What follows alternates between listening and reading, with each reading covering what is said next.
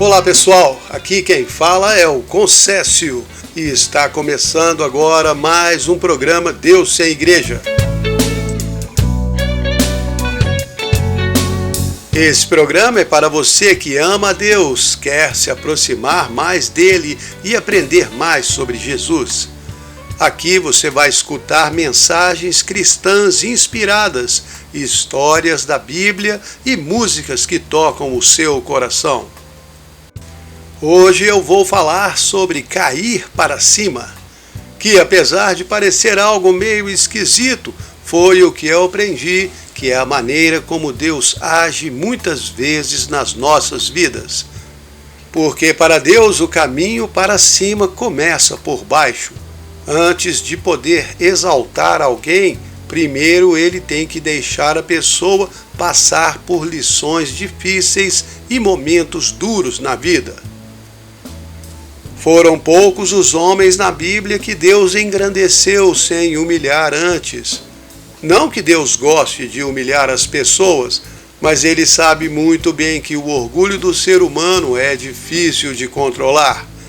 E a pessoa que é engrandecida com muita facilidade se esquece rapidamente de quem foi que a engrandeceu e acaba se tornando arrogante e ingrata, como aconteceu com alguns reis de Israel. Inclusive o primeiro deles, o rei Saul. Ele foi engrandecido por Deus, mas logo se esqueceu de quem o tinha colocado sobre o trono. Parou de obedecer a Deus e resolveu fazer as coisas do jeito dele. E acabou descobrindo mais tarde que sem Deus ele não era nada. Mas então se a pessoa se afastar de Deus, ela nunca mais pode ficar perto dele de novo? Não, muito pelo contrário. Ela pode ficar até muito mais perto do que antes. Tudo depende da atitude e do coração. Se ela reconhece que errou, se arrepende e quer se aproximar de Deus, ele a recebe com muito carinho. Como Jesus disse em João 6,37, todo aquele que vem a mim, de maneira nenhuma lançarei fora. Mas se afastar de Deus é como uma queda. Quando Adão e Eva foram expulsos do jardim do Éden, esse episódio ficou conhecido como a queda do homem. Ele caiu, desobedeceu a Deus e traiu o seu Criador. Mas essa não foi uma queda para baixo. É errado pensar que Adão e Eva estavam mais perto de Deus quando viviam no jardim.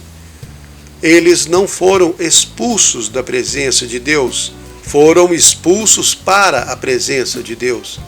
Porque depois que foram expulsos do jardim, eles tiveram que aprender a se aproximar de Deus de coração. Tiveram que aprender a conhecê-lo de uma maneira que nunca tinham conhecido antes, em espírito e em verdade. Como Jesus disse em João 4,23. Eles foram tirados do jardim e colocados numa situação em que tinham que se aproximar do Senhor para sobreviverem, senão morreriam. Perderam a inocência que tinham antes de comer o fruto do conhecimento, mas ganharam lições diárias de humildade e sabedoria que tinham um valor muito maior. Se afastar de Deus é uma escola muito dura. A pessoa perde aquela sensação de se sentir justa e boa, mas na verdade o que ela está perdendo é a sua própria ideia de justiça e não a justiça de Deus. Quando você está sentindo que é justo e bom, isso é apenas o seu orgulho fedorento apreciando a sua própria bondade e o seu conceito de justiça. E isso te torna uma pessoa autojusta. Você fica apenas cheio de si mesmo e Deus não cabe aí dentro. Aquela imagem do cristão perfeito, sem pecado, é uma ideia pervertida criada pelas igrejas. Ninguém é perfeito e ninguém é bom. só Deus. Jesus disse isso em Marcos 10:18. Mas o homem gosta de se sentir bom e justo, e é por isso que Deus precisa deixar ele cometer grandes erros e pecados, para ele ver quem é na realidade. Apenas um ser humano falho, não um Deus.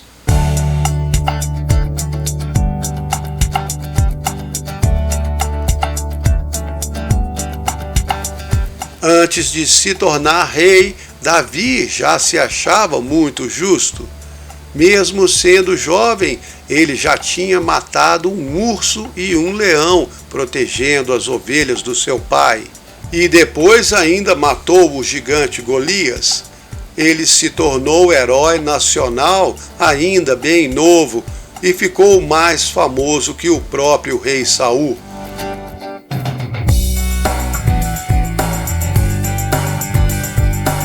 Depois que se tornou rei, aí então é que ficou ainda mais cheio de si, até o ponto de nem ir mais para as guerras e ficar no palácio dormindo até tarde. E num desses dias, quando acordou tarde e foi passear na varanda do palácio, viu uma mulher linda tomando banho. Perguntou quem era e ficou sabendo que era a mulher de um dos seus soldados mais fiéis, o Urias. Mas mesmo assim o seu orgulho falou mais alto e Davi mandou chamá-la para ter relações com ela. Não teve a menor consideração com o marido dela e adulterou. E o pior ainda veio depois. Quando descobriu que ela tinha ficado grávida, Davi tentou enganar o marido para ele ter relações com ela, mas como não conseguiu, mandou matá-lo. Essa história está lá em 2 de Samuel 11.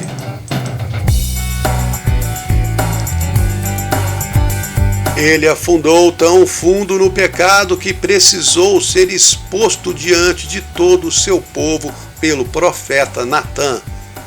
Aí não teve como escapar, mas Davi reconheceu seu erro e se arrependeu de verdade. Chorou muito e pediu perdão a Deus. Acabou perdendo o seu filho por causa daquele pecado, mas depois se tornou um homem muito mais humilde. Ele se transformou no homem que Deus precisava que ele fosse. No mundo, as pessoas relacionam a bondade com Deus e o pecado com o diabo. Para elas, cometer pecado é ser do diabo, está diretamente associado a ele. Mas na parábola do publicano e do fariseu, Jesus disse que o pecador estava mais perto de Deus do que o fariseu que se achava santo. Para quem não conhece esses personagens, eu vou explicar antes de contar a história. O fariseu era o judeu religioso mais dedicado em seguir a lei de Moisés. Paulo, que tinha sido criado como fariseu, escreveu em Atos 26:5 que a seita dos fariseus era a mais rigorosa da religião judaica. Os fariseus eram os mais dedicados em seguir toda a lei de Moisés.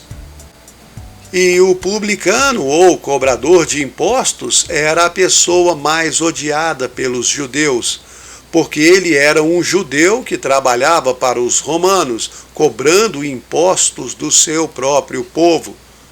E normalmente os cobradores de impostos cobravam a mais para se enriquecer às custas do seu próprio povo, e eram protegidos por Roma. Então agora vou ler a história que Jesus contou em Lucas 18, 9 a 14.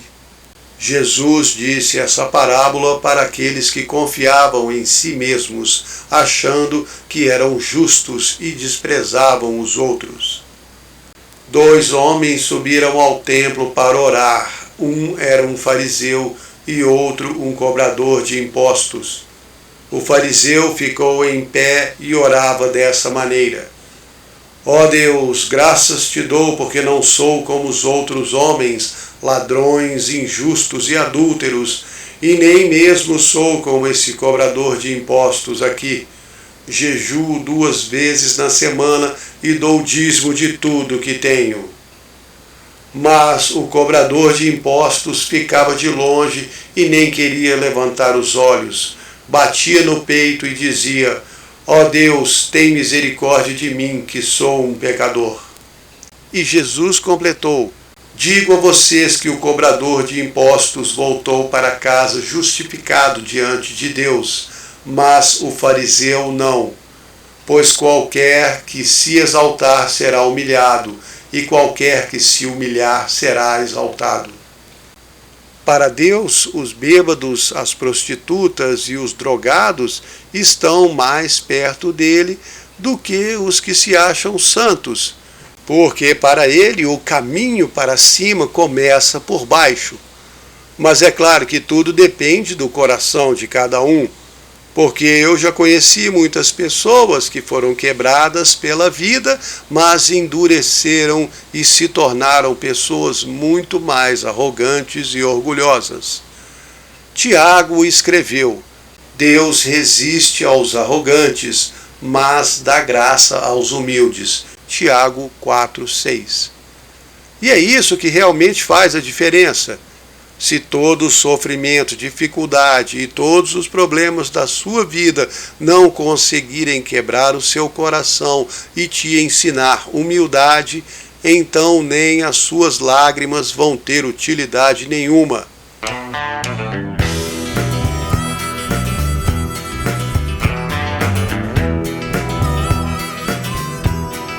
Uma vez, um fariseu convidou Jesus para comer na sua casa. Essa história está em Lucas 7:36-47. Jesus entrou na casa e se assentou à mesa. Certa mulher, pecadora muito conhecida na cidade, sabendo que Jesus estava na casa do fariseu, levou um jarro de perfume, chegou por trás aos pés de Jesus e, chorando, lavou os seus pés com as lágrimas e os enxugava com os próprios cabelos. Depois beijava e passava o perfume. Quando o fariseu que tinha convidado Jesus viu isto, pensou consigo mesmo: se este fosse profeta, saberia que a mulher que está ali tocando é uma pecadora. Jesus, sabendo o que ele pensava, disse ao fariseu: Simão, tenho uma coisa para te dizer. E o fariseu respondeu: diga, mestre. Jesus continuou: um certo homem tinha 2 devedores. Um lhe devia 500 denários e outro 50. Eles não tinham como lhe pagar. Então ele perdoou a ambos.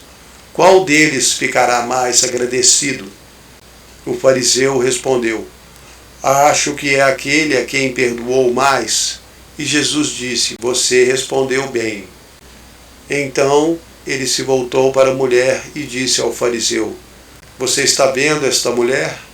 Eu entrei em sua casa e você não me deu água para lavar os pés, mas ela lavou os meus pés com as suas lágrimas e os enxugou com os seus cabelos. Você não me deu nenhum abraço, mas ela não parou de beijar os meus pés. Você não me ungiu com óleo, mas ela ungiu meus pés com perfume. Por isso eu digo que os seus muitos pecados estão perdoados, pois ela muito me amou. Mas aquele que acha que tem pouco para ser perdoado, ama pouco. E essa é a melhor explicação de todas para essa questão da santidade. E foi por isso mesmo que o rei Davi amava tanto a Deus, porque ele pecou muito e Deus lhe perdoou muito. Você nunca pode ser mal demais para Jesus, só bom demais. Os maiores nomes da Bíblia foram pessoas que cometeram erros terríveis e chegaram à conclusão de que eram pecadores e precisavam de Deus. Eu já ouvi algumas pessoas falando que o José, filho de Jacó, foi um sujeito que não tinha erros registrados na Bíblia. Mas, na minha opinião, ele era um jovem mimado que ficava em casa enquanto os irmãos iam trabalhar, exibia sua túnica colorida e gostava de contar vantagens para os irmãos, falando dos seus sonhos e de como ele ia ser melhor do que eles. José era um sujeito arrogante e orgulhoso, e por isso mesmo teve que ser humilhado, atirado no poço e vendido como escravo. Mas ainda não foi o suficiente. Quando ficou trabalhando para o Potifar, José prosperou rapidamente e Deus viu que tinha que rebaixá-lo mais uma vez. Deixou ele ser condenado como criminoso e ficar preso por um bom tempo. Ele teve que ser muito humilhado antes de poder ser exaltado, antes de Deus fazer dele o salvador do povo de Israel. Ele teve que cair muito fundo antes de chegar ao cargo mais alto do Egito.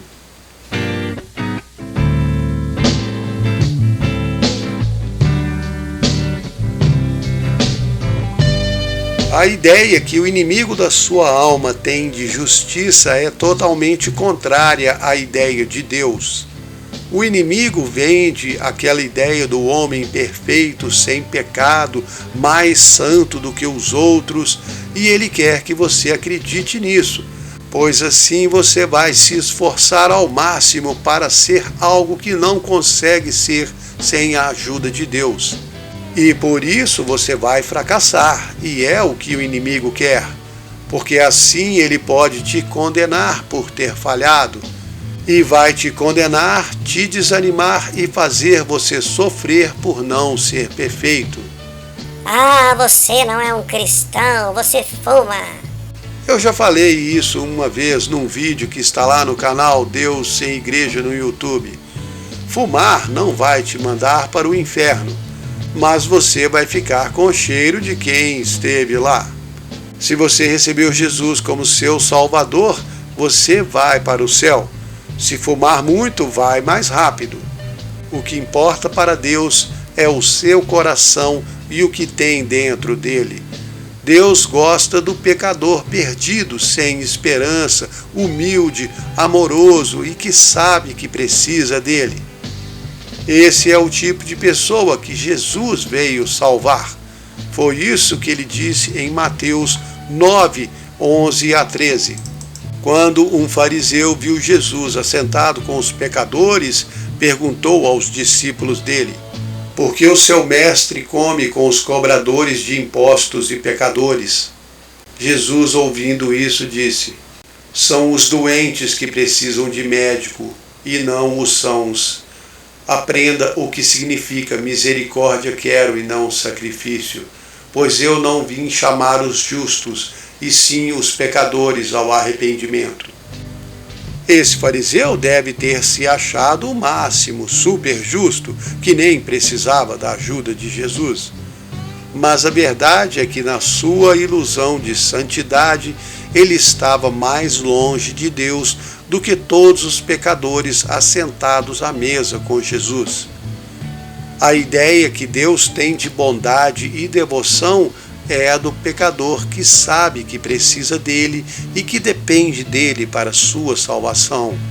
Não aquela pessoa que fica por aí inventando um jeito de se salvar sozinha, de ser perfeita, justa e melhor do que as outras, sem precisar de Deus.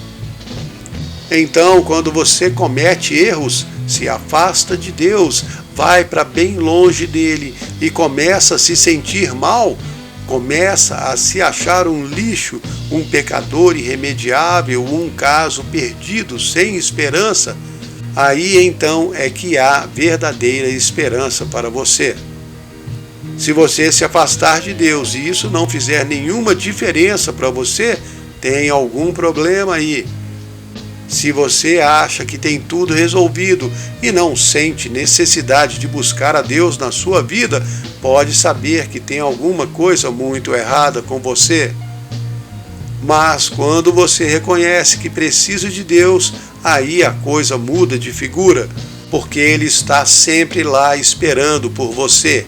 Ele gosta de saber que você precisa dele. Mas não adianta só reconhecer que precisa. É como saber que está com fome, mas ficar com preguiça de ir comer. Você tem que tomar uma atitude também. E isso é outra coisa que o inimigo da sua alma também não quer que você faça: tomar atitude. Primeiro, ele tenta te convencer que você pode se virar muito bem nesse mundo sem a ajuda de Deus. Aliás, ele diz que esse Deus nem existe. E o inimigo vai te passar um monte de fórmulas para o seu sucesso, diversos caminhos que te levam para o autoaperfeiçoamento e a autorrealização. E se depois de tudo isso ele ainda perceber que você está buscando a Deus, então ele vai tentar a todo custo diluir a sua vontade de se aproximar de Jesus. Ele vai te convencer a ficar satisfeito com pequenas doses de uma religião aguada e uma espiritualidade supérflua. Vai te oferecer um cristianismo fraco e barato que não custa nada e te ajuda menos ainda. Eu já disse isso antes: o inimigo da sua alma morre de medo de você. Ele não tem medo daquele cristão lustrado, brilhante, de roupa engomada, armadura reluzente que vai toda semana na reunião da igreja e se sente um cara bom, ungido e iluminado. Ele tem medo daquele pecador arrependido, de coração quebrado, que busca a Deus com sinceridade e que derrama lágrimas desejando sentir de perto o amor de Jesus. Quem assusta o diabo é aquele sujeito que tem certeza que a sua força vem de Deus e não de si mesmo. Esse cristão é um perigo para o inimigo e ele tem medo de te encontrar de noite num beco escuro, porque se ele tentar te amedrontar, você vai clamar a Deus, porque você sabe que não tem força em si mesmo, mas tem muito Jesus dentro do seu coração.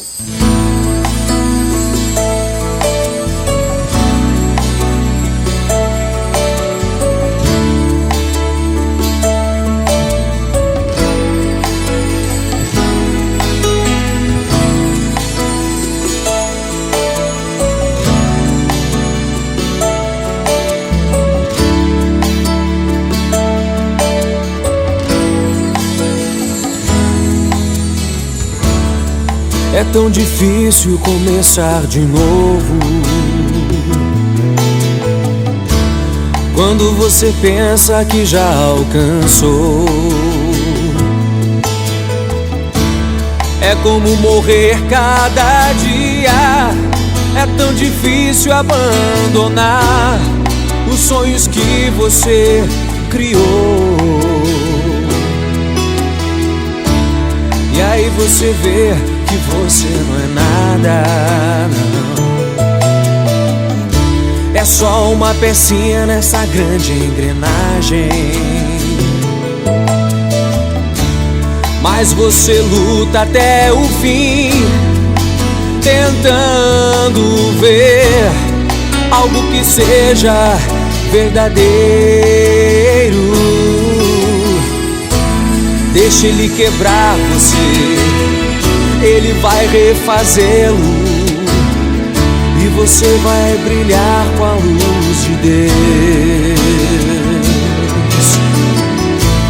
Ele é o oleiro, você é o vaso.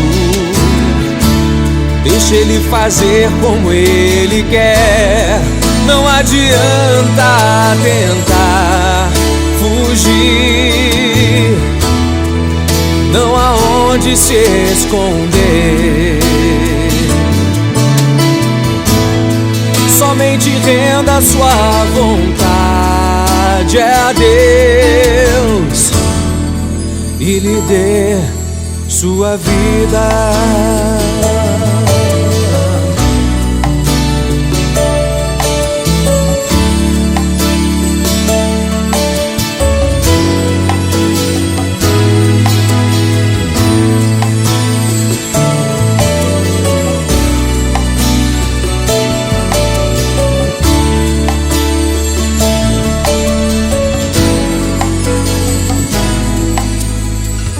Ele sabe exatamente o que está fazendo. E você faz parte dos planos do Mestre. Mas você pergunta por quê? Baixa a cabeça e chora, não consegue entender. E aí você vai até seus limites. Você já sorri no meio das lágrimas. É o amor dele em você. Você já pode partir.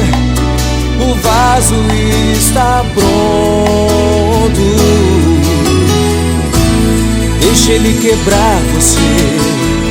Ele vai refazê-lo. E você vai brilhar com a luz de Deus.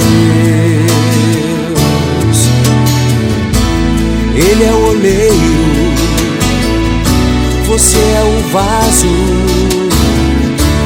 Deixa ele fazer como ele quer. Não adianta tentar fingir.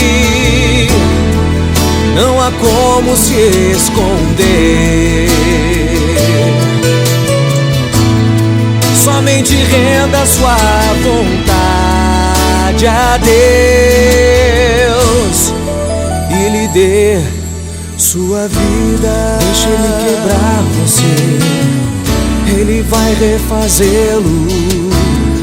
E você vai brilhar com a luz de Deus. Ele é o oleiro, você é o vaso. Deixa ele fazer como ele quer.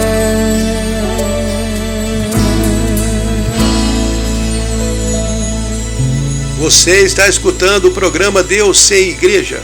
Meu nome é Concécio e hoje estou falando sobre cair para cima, que é algo muito difícil de aprender.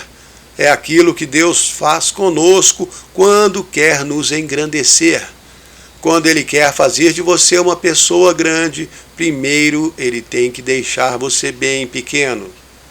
Antes de te colocar lá em cima em grandes cargos, Ele tem que fazer você passar lá por baixo para te ensinar que a grandeza que você alcançou não veio de si mesmo, mas de Deus.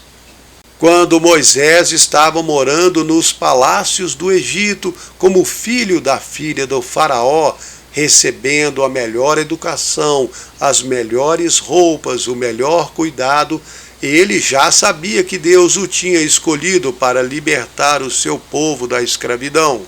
Foi por isso que quando ele viu um egípcio maltratando um escravo hebreu, ele atacou e matou o egípcio. Mas não era esse o tipo de libertação que Deus tinha em mente. Ele não queria que Moisés fosse um exterminador de egípcios para libertar o seu povo. Deus queria um homem humilde e paciente para falar ao faraó em seu nome. Mas humildade era algo que Moisés não tinha naquela época. Ele era um sujeito mimado, um hebreu criado no palácio do faraó. Foi educado na ciência dos egípcios e recebeu da sua mãe verdadeira, que era sua babá, todo o conhecimento de Deus e da história do povo hebreu. Ele se achava melhor que todos. Aos seus olhos, ele era o cara mais preparado e mais qualificado para a tarefa de libertar o povo da escravidão. Mas queria fazer com a inteligência de Moisés, a força de Moisés, o preparo e a esperteza de Moisés, nada de Deus. E quem liberta o povo de Deus é Deus e não o homem.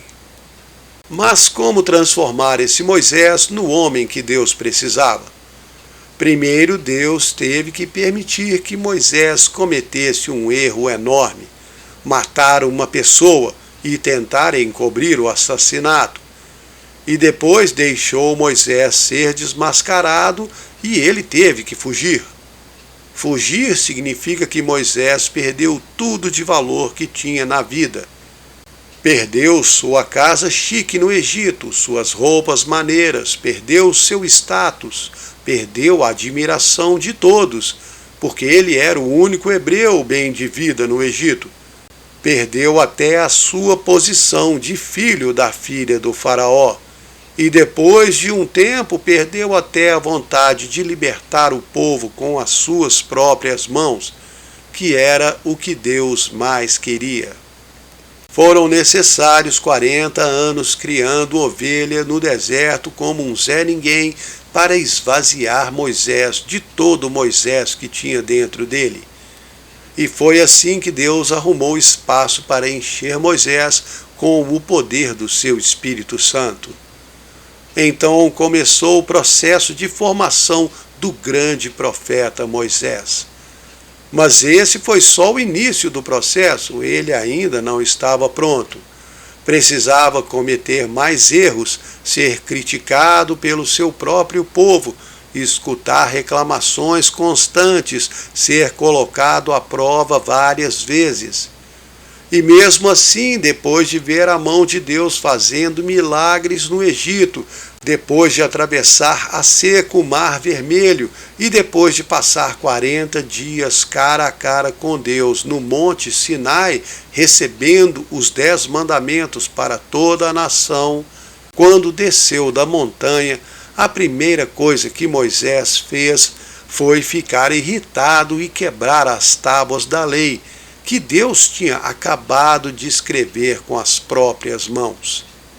E Moisés continuou cometendo erros até o fim, e foi um desses seus erros que o impediu de entrar na terra prometida. Deus falou com ele: "Você não me honrou diante do meu povo, por isso não vai entrar na terra com eles." Mas Moisés foi um homem pior por causa dos seus erros? Não. Quando os hebreus se revoltaram contra Moisés e quiseram tomar o lugar dele como líder do povo, foi o próprio Deus que se levantou para defendê-lo. Ele disse lá em Números 12, de 6 a 8, "Com nenhum homem eu falo cara a cara como falo com Moisés. A vocês eu dou profecias e revelações, mas com ele eu converso pessoalmente."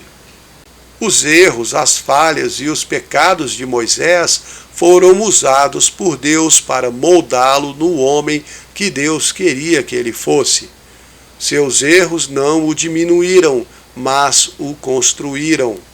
Esvaziaram Moisés de si mesmo e abriram nele espaço para Deus encher com o seu espírito e com o seu poder. Então, se você é um homem ou uma mulher de muitos erros, não desanime.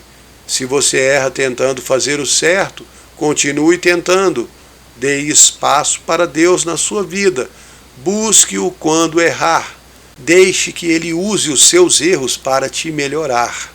Aprenda que Ele pode usar até mesmo os seus erros para o seu bem. Romanos 8, 28.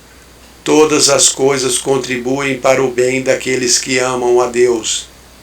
Se você é uma pessoa que ama a Deus, então todas as coisas contribuem para o seu bem, até os seus erros, grandes e pequenos. Deus vai usá-los para te esvaziar do seu eu e te preencher com o poder do Espírito Santo.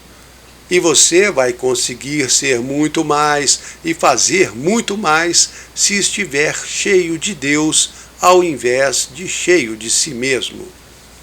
Um homem cheio de si mesmo é um homem muito vazio.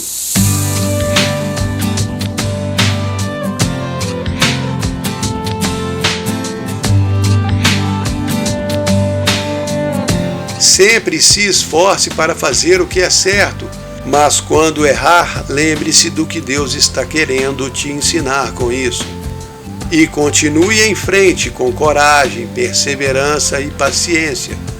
Paciência consigo mesmo e com os outros. porque esta também é uma das lições a ser aprendida com os nossos erros, o perdão. Aprendemos a perdoar os outros pelos seus erros, porque sabemos muito bem que nós também erramos e que Deus nos perdoa cada dia da nossa vida. E em todos os nossos momentos, bons e maus, temos que lembrar que Deus não olha para os nossos erros, como diz em Isaías 43, 25. Sou eu mesmo o que apago as suas transgressões por amor de mim, e dos seus pecados eu não me lembro. Se Deus nos perdoa assim, nós também devemos perdoar. Perdoar os outros e perdoar a nós mesmos. Porque se Deus não se lembra dos nossos erros, porque nós temos que ficar remoendo eles?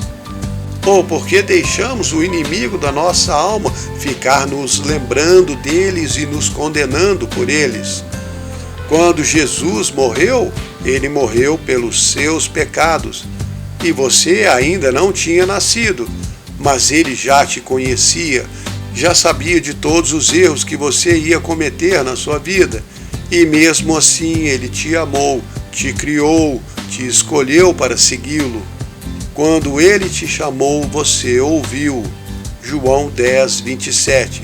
As minhas ovelhas ouvem a minha voz, eu as conheço e elas me seguem. É por isso que você sente falta de Jesus, por isso que você se sente mal quando erra. Mas errar não é ruim. Errar nos faz humanos e nos faz precisar mais de Deus. Precisamos dele não para sermos perfeitos, mas para ele nos esvaziar de nós mesmos e nos completar com o que falta em nós. Como Jesus orou em João 17, 23, quando pediu a Deus por nós, que eu esteja neles e tu em mim, para que sejam perfeitos em unidade, para que o mundo conheça que tu me enviaste e que os amaste como também me amaste. Nós não temos que ser perfeitos. Moisés não era, Abraão também não, nem Davi, nem Pedro, nem João, nem Paulo, nem Francisco de Assis, nem Agostinho, nem eu, nem você, nem o pastor da igreja, o padre, o bispo, o papa, ninguém. Nós fazemos parte do rol da fama dos pecadores salvos pela graça, pelo amor e pela misericórdia de Deus. Eu sei disso porque naquela oração de Jesus em João 17, 20 e 21, ele falou assim: eu não peço somente por estes, mas também por todos aqueles que pela sua palavra vão crer em mim, para que todos sejam um, como tu, Pai, é em mim e eu em ti, que eles também sejam um em nós, para que o mundo creia que tu me enviaste. Então, que Deus nos ajude a sempre sermos pecadores humildes que precisam dele, e que nós possamos ajudar aquelas pessoas que ainda são prisioneiras da condenação ou das correntes do legalismo, que ficam tentando se salvar com seus próprios esforços e se sentem péssimas quando não conseguem. Porque as pessoas que acham que não precisam de Deus é mais difícil de ajudar. Mas mesmo assim também vale a pena tentar. Como diz o velho ditado, enquanto há vida, há esperança. E o profeta Isaías disse que o homem mau deixe o seu caminho mau e o maligno abandone os seus pensamentos, que eles se convertam ao Senhor, porque ele se compadece de todos e é grandioso em perdoar. Isaías 55, 7. Ele quer que todos o reconheçam como Pai, quer que todos voltem para casa. Ele ama todos, mesmo os que nós não conseguimos amar.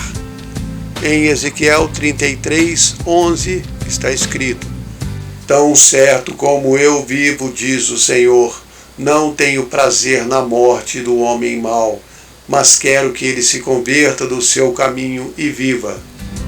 E para te ensinar a amar até os maus, muitas vezes Deus tem que deixar você pisar feio na bola, para você se lembrar que também é um pecador como todos os outros.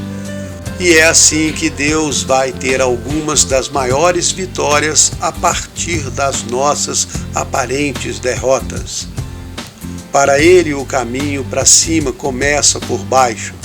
Lá embaixo, na derrota do ego, do orgulho, da nossa justiça podre. É lá embaixo que Ele pode nos ensinar humildade, amor, compaixão, empatia, paciência e nos esvaziar de nós mesmos para ter mais espaço para Ele dentro de nós. É quando você chega ao final de si mesmo que Deus tem uma chance de assumir o controle e fazer o que você não consegue. Entregue para Ele a direção da sua vida e deixe Ele guiar o caminho. Ele sabe para onde está te levando, mesmo que você tenha que passar por uns momentos difíceis e caminhos baixos e escuros. Deus está no controle e você precisa confiar nele.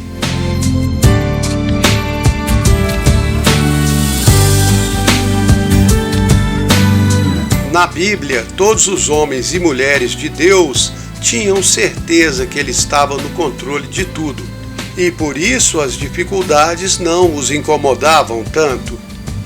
É claro que eles sofriam com elas, mas sempre as olhavam com outros olhos, com a visão da eternidade. Como está escrito no maravilhoso capítulo da fé, onde Paulo fala dos grandes homens e mulheres de Deus, Hebreus 11, 13 a 16. Todos eles morreram na fé, vendo de longe as promessas, confessaram que eram estrangeiros e peregrinos na terra, buscavam uma pátria melhor, isso é, a celestial, pelo que também Deus não se envergonha deles de ser chamado o seu Deus, pois já lhes preparou uma cidade.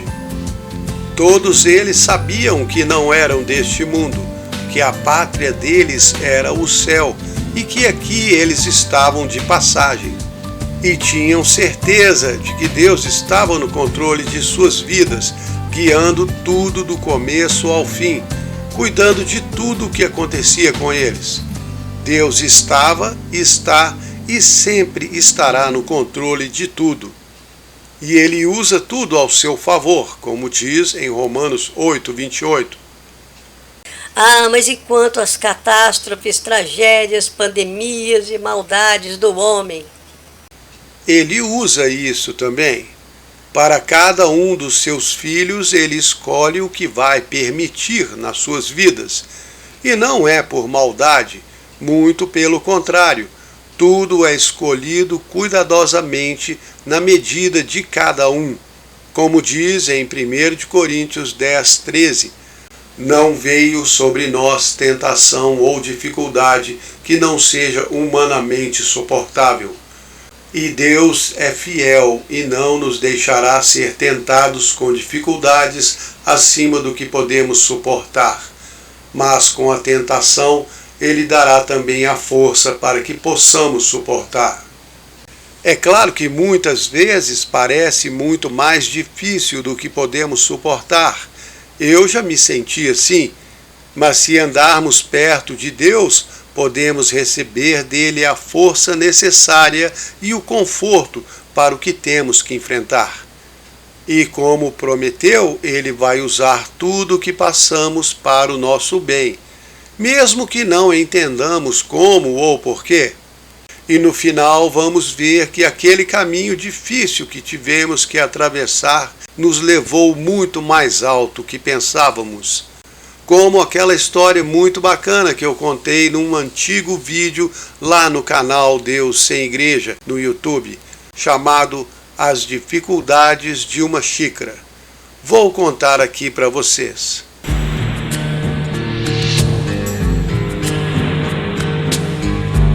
Ela nem sempre foi uma xícara. Antes era só um monte de barro, uma argila muito feia. Aí o mestre pegou aquele bolo de argila e começou a moldar, foi dando forma. Mas doía muito e a pequena argila pedia para ele parar. Ele sorria e falava: ainda não. Então ele a colocou numa roda e ela ficou girando e girando enquanto ele a moldava. Ela ficou tão enjoada que achou que não ia aguentar, até que finalmente ele parou. Quando ela achou que tinha acabado, o mestre a colocou num forno. Ela ficou sem entender porque ele a estava queimando daquele jeito. Ela gritava e berrava, pedia para ele deixá-la sair dali. E pelo vidro na porta do forno, ela viu ele sorrindo e falando: ainda não. Finalmente ele a tirou dali e ela sentiu um grande alívio. Mas então ele a pegou e começou a lixar e escovar. Foi muito ruim, incomodava demais. E depois ainda pegou um pincel e começou a passar um monte de tinta nela, várias cores. O cheiro da tinta era tão forte que ela achou que ia desmaiar. Pediu para ele parar, mas ele continuou sorrindo e disse: ainda não. Depois disso, ele ainda colocou ela em outro forno, que era muito mais quente do que o primeiro. Ela achou que ia sufocar, implorou, chorou, mas ele sorria e falava: ainda não. Ela começou a perder a esperança, achou que nunca mais ia sair dali. Não estava aguentando, era o fim.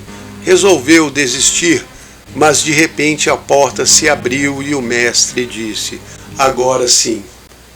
Então ele a pegou nas mãos e colocou numa prateleira para descansar. Ela respirou muito aliviada. Um tempo depois, ele voltou com um espelho na mão e disse para ela dar uma olhada. Quando viu no que ela tinha se transformado, nem acreditou. Puxa vida, que xícara mais linda! Ela disse. O mestre então explicou: eu quero que você entenda que eu sabia que estava doendo quando te amassei e moldei. Sabia que a roda estava te deixando enjoada, mas se eu tivesse deixado você sozinha, você teria secado e endurecido. Ia ser apenas um monte de argila seca. Você não teria personalidade própria. Eu sabia que o primeiro forno era quente, mas se não tivesse te colocado ali, você iria rachar. Sabia que ficou incomodada quando te escovei e pintei, mas se não tivesse feito isso, sua vida ia ser sem graça, sem cor.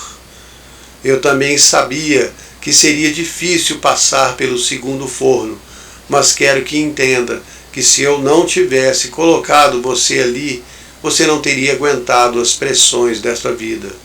Não ia ser resistente, a sua força não ia durar e você não iria sobreviver por muito tempo. Quando achou que era difícil demais, eu ainda estava cuidando de você, porque eu sempre soube no que você iria se transformar. Desde o dia em que coloquei a mão em você, eu já tinha em mente o que você iria ser. E tudo o que você passou foi para te transformar no que você é hoje, uma linda xícara. E é assim que acontece conosco também, como está escrito em Isaías 64:8. Ó Senhor, Tu és o nosso Pai, nós somos o barro, Tu és o nosso oleiro, somos todos obra das Tuas mãos. Eu sei que é difícil confiar em Deus nos momentos ruins da nossa vida. Eu também tenho muita dificuldade, mas essa história das dificuldades de uma xícara é uma ótima ilustração do propósito que Deus tem para as coisas difíceis que passamos nas nossas vidas. Eu sei que todo cristão quer ter uma vida feliz, próspera e livre de sofrimento, mas normalmente não é possível, porque Deus quer que nós passemos dificuldades para nos ensinar lições preciosas, e também porque Ele não pode nos engrandecer sem antes nos diminuir. Se ele fizer isso, o nosso orgulho vai tomar conta e vamos achar que fizemos tudo com a nossa própria força. Como já aconteceu com muitos homens ao longo da história. O próprio rei da Babilônia, Nabucodonosor, foi um deles. Na primeira vez que o jovem profeta Daniel se apresentou perante o rei para revelar o seu sonho e sua interpretação, ele disse ao rei em Daniel 2, 37, 38: O Deus do céu te deu o reino, o poder, a força e a majestade. E ele entregou nas suas mãos os filhos dos homens, os animais do campo e as aves do céu, para que domine sobre todos eles. Ou seja, Daniel explicou para Nabucodonosor que foi Deus que deu a ele todo o seu reino. Mas mesmo assim o rei não deu muita confiança e mais tarde foi avisado novamente pelo profeta a reconhecer que Deus é quem tem o poder sobre todos os reinos. Mas o seu orgulho subiu a cabeça e Nabucodonosor falou assim lá em Daniel 4:30. Não é esta grande Babilônia que eu edifiquei para a casa real com a força do meu poder e para a glória da minha majestade? E por causa disto Deus o retirou do trono e ele se transformou num animal e ficou comendo capim por 7 anos. Só depois desses 7 anos é que ele voltou a ter entendimento e reconheceu o poder de Deus para estabelecer reis e derrubar reinos. Aí Nabucodonosor pediu perdão a Deus e foi restaurado ao seu trono. Você pode ler essa história toda lá no capítulo 4 de Daniel. Mas a lição já fica aqui. É melhor passar pelos tempos de dificuldade e aprender a humildade antes de ser exaltado, do que cair do pedestal que você acha que subiu sozinho. Uma atitude humilde é sempre recompensada por Deus. E se Ele está permitindo que você passe por momentos difíceis e vales sombrios, confie cada dia. Se submeta à vontade dele e siga lutando, sabendo que o caminho de Deus para cima começa por baixo. E nada acontece por acaso.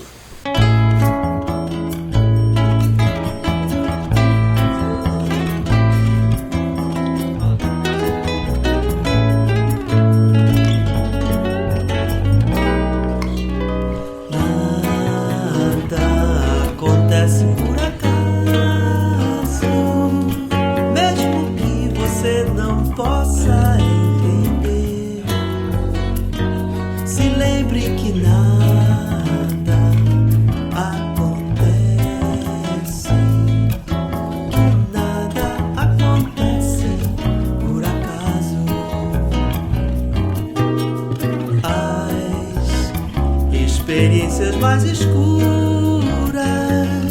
e difíceis são as que têm mais valor. Sempre me ajuda quando eu lembro que nada acontece por acaso.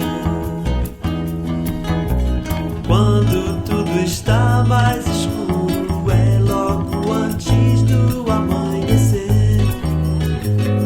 Está logo chegando, se lembrem que nada acontece, que nada acontece por acaso.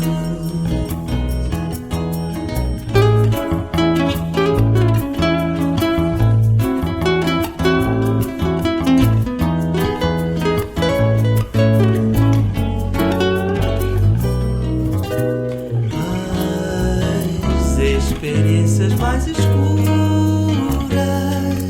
e difíceis são as que têm mais valor.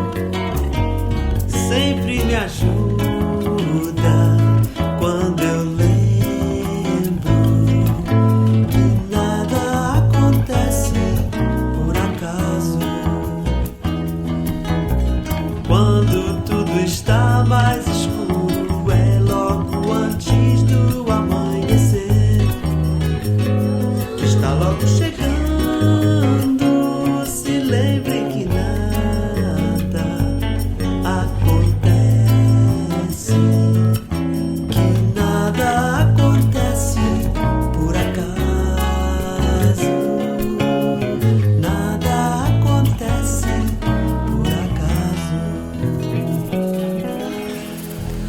Este é o programa Deus Sem Igreja. Eu sou o Concécio e se você está gostando e quer mandar uma mensagem, anote aí o número do WhatsApp 31996903688. 31996903688. Deus Sem Igreja também tem um canal no YouTube e lá você vai encontrar todos os programas que são transmitidos aqui na rádio e também muitos vídeos sobre diversos temas da fé cristã.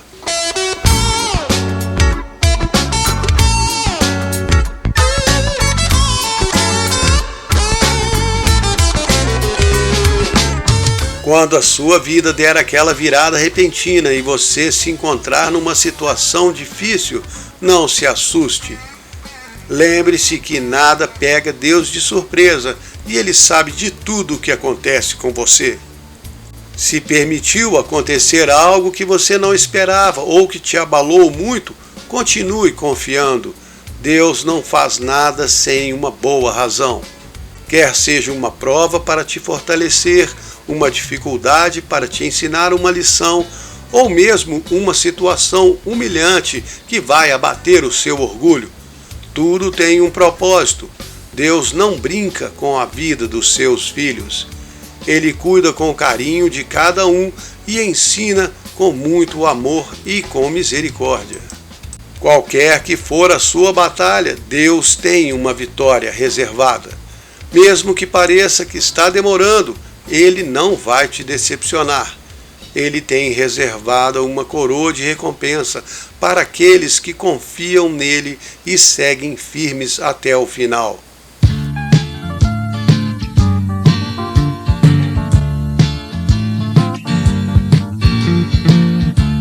Batalhas nunca cessarão, muitas são as aflições do justo, porém de todas te livrará Deus. Somente Deus pode fazê-lo. Você não pode conseguir a vitória, é impossível pra você obtê-la. Só Jesus pode te libertar. Você não pode consegui-la por si mesmo. Você não pode consegui-la por si mesmo. Você talvez ganhe algumas vezes e quando perde te ajuda a ser humilde, pra que outros vejam que você é humano, que dá a Deus toda a glória. Não há triunfo sem uma luta. Está chegando ao fim mais um programa Deus Sem Igreja. Meu nome é Concécio e eu espero que você tenha gostado. Se quiser entrar em contato, é só mandar um WhatsApp para o número 31996903688. Esse programa vai ao ar toda quinta-feira às 20 horas. Aguardo você na semana que vem. E que Deus abençoe o seu final de semana.